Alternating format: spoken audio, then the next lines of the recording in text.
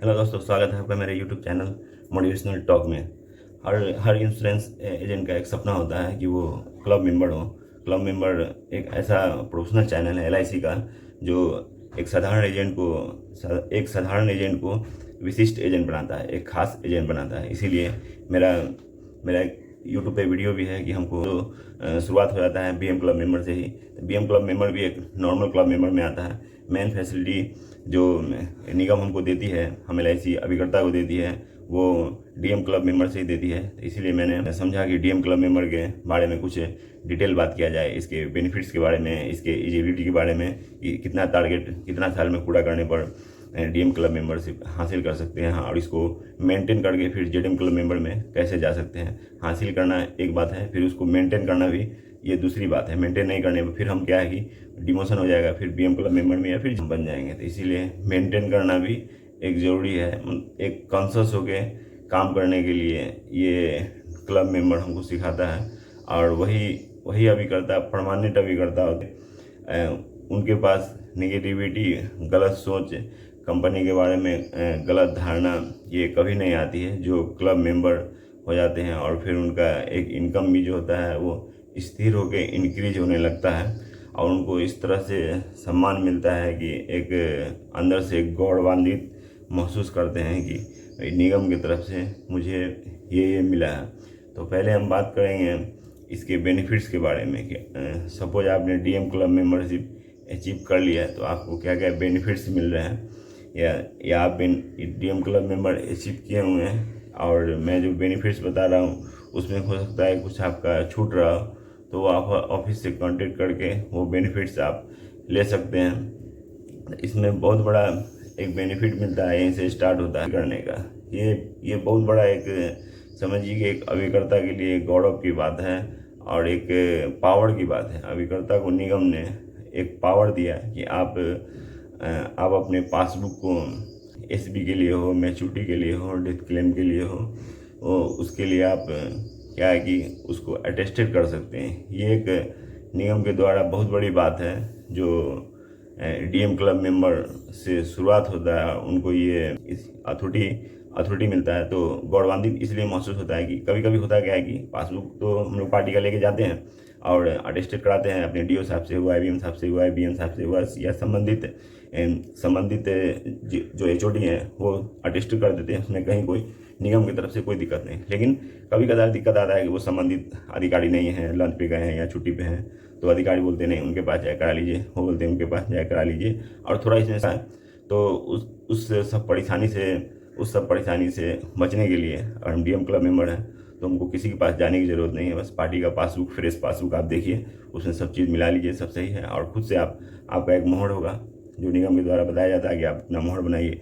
मोहर में नाम, कोड, डीएम क्लब मेंबर और मोबाइल नंबर, ब्रांच नेम, ये लिखा हुआ एक मोहरा बना लीजिए। और पासबुक अटेस्ट पूरा चेक करके अच्छा से अकाउंट नंबर, आईएफएससी कोड और पॉलिसी में और जो आधार कार्ड में है उससे आपको मिला लेना है। और ये सब पासबुक में प्रिंटेड होना चाहिए, और प्रिंटेड के साथ साथ जो जिसका फोटोकॉपी आप ले रहे हैं उसमें बैंक का नाम भी शो होना चाहिए। बहुत सारे में होता है कि name, account number, IFSC code printed तो है लेकिन बैंक का नाम नहीं दिख रहा है, तब भी वो नहीं होगा। ये सब दिखने के बाद आप खुद से अटेस्टेड कर सकते हैं, और पासबुक पार्टी को वहीं पे उसके घर पे, उसके ऑफिस पे, उसकी दुकान पे आप लौटा सकते हैं। आपको ऑफिस लाने का ज़रूरत नहीं है, और आप संबंधित पेपर के साथ लगा के काम को आगे बढ़ा सकते हैं। तो ये अटेस्टेड करने का एक पावर मिलता है, जो ये पहला पावर हुआ डीएम क्लब मेंबर के लिए, और इसी को हम बेनिफिट्स भी मानते हैं। ये बहुत बड़ा बेनिफिट्स भी है। और दूसरा है फेस्टिवल एडवांस डीएम क्लब को भी मिलता है। मैं कंपेरिजन करके इसलिए बता रहा हूँ क्योंकि डीएम क्लब मेंबर जो नहीं बने हैं वो बनेंगे, उनको प्रोत्साहन मिलेगा, इसीलिए मैं इस पर फोकस कर रहा हूँ कंपेरिजन करके। तो डीएम क्लब मेंबर को भी फेस्टिवल एडवांस मिलता है, लेकिन उनको 15,000 मिलता है। डीएम क्लब एंड एवं DM club, ZM club, CM club, ये सबको 20,000 मिलता है। तो एक अलग कैटेगरी हो गया, 5,000 ऐसे ही बढ़ गया फेस्टिवल एडवांस में। और फेस्टिवल एडवांस का भी आप समझ लीजिए, फेस्टिवल एडवांस जो आपको मिलता है वो आने वाले 10 महीना में आपके कमीशन से काटा जाता है विदाउट इंटरेस्ट। ठीक है, विदाउट इंटरेस्ट 10 महीना में वो आपका क्लियर हो जाएगा। 20,000 आपको मिलेगा, 2,000 रुपये आपके कमीशन से माइनस होगा 10 महीना तक। 10 महीना में वो क्लियर हो जाएगा। उसके बाद है ऑफिस अलाउंस। ये भी बहुत बड़ा चीज़ है। ऑफिस अलाउंस में ऑफिस अलाउंस में क्या क्या आता है, आपका जो 1 साल का स्टेशनरी का खर्च है, आपके ऑफिस का खर्च है, आप ऑफिस रखे हुए तो उसका खर्च है, उसमें कलम कॉपी जो भी यूज हो रहा है उसका खर्च है, आप बाइक चलाते हैं, बाइक में पेट्रोल का खर्च है, मोबाइल यूज़ करते हैं, मोबाइल रिचार्ज का खर्च है, आप पार्टी को कुछ गिफ्ट न्यू पॉलिसी लेने पर गिफ्ट प्रोत्साहन के लिए देते हैं, उसका जो खर्च है, ये सब खर्च मिला के उसको बोलते हैं ऑफिस अलाउंस। वो भी 12 से 14 हज़ार के बीच में। आप 1 साल पर एक बार उस ऑफिस से फॉर्म मिलता है और फॉर्म भर के जमा करने पर आपको ये ऑफिस अलाउंस मिलता है। वो डीएम क्लब को ऑफिस अलाउंस भी मिलता है। उसके बाद हम आ जाते हैं एक अलग सम्मान मिलता है, क्योंकि एक अलग लेवल का डिवीज़न, आप डीएम क्लब मेंबर है तो आपका डिवीज़न लेवल पे मीटिंग होता है। मीटिंग में बुला के वहाँ पे लोगो दिया जाता है, LIC का बैग दिया जाता है, डायरी पेन, ये सब मिलता है, अलग सम्मान होता है वहाँ पे। और डिवीज़न लेवल का मीटिंग होता है, उसमें डिवीज़न मैनेजर साहब होते हैं, मार्केटिंग मैनेजर साहब होते हैं, प्रोडक्ट मैनेजर साहब होते हैं। ये सब द्वारा आपका मीटिंग लिया जाता है और वहाँ पर आपके काम के हिसाब से वहाँ पर सम्मान भी किया जाता है। तो ये भी एक सम्मानजनक बात है, हमारा सम्मान को बढ़ाया जाता है। और लंच में बहुत ही स्वादिष्ट भोजन का भी व्यवस्था होता है। बताने का मेरा ये मतलब है कि आप ये नहीं समझ लीजिएगा कि मैं खाने पीने का ये बात कर रहा हूँ, ये खाने पीने का बात नहीं है, ये एक सम्मान का बात है। आप देखिएगा वहाँ पर का डिसिप्लिन, वहाँ पर का जो व्यवस्था है, मैनेजमेंट है, तो देखिएगा तो सही में निगम ऐसा भी करती है।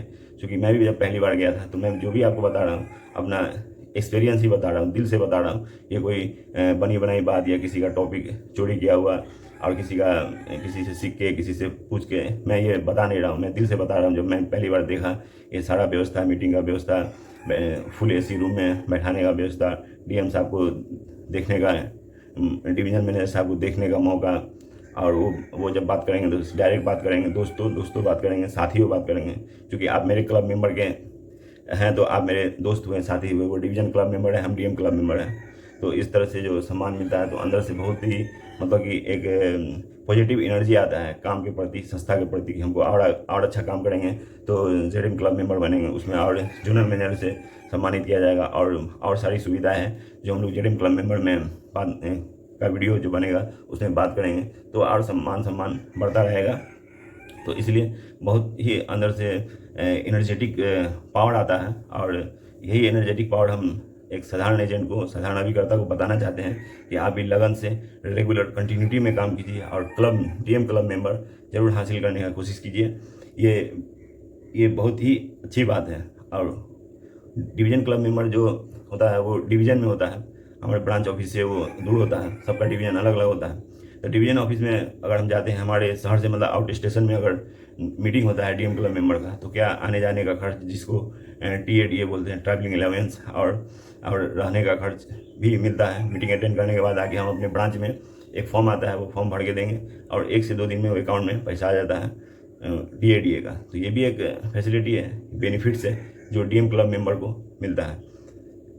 तो ये हो गया पार्ट 1। पार्ट 2 में हम लोग बात करेंगे DM क्लब मेंबरशिप अचीव कैसे करें, इसका बिजनेस का टारगेट क्या है।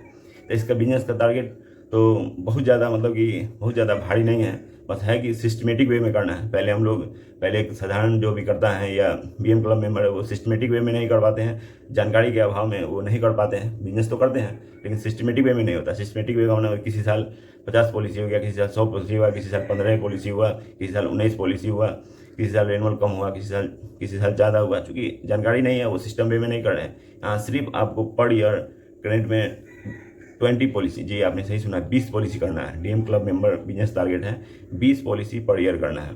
और आपका टोटल इन्फोर्स पॉलिसी जो आपका जब से एजेंसी ईयर है तब से लेके जिस ईयर आप क्वालिफाई करेंगे 250 पॉलिसी इन्फोर्स होना चाहिए। लाइफ्स पॉलिसी नहीं, लाइफ्स इन्फोर्स होना चाहिए। लाइफ्स पॉलिसी में क्या डिफरेंस है वो भी बता दूँ।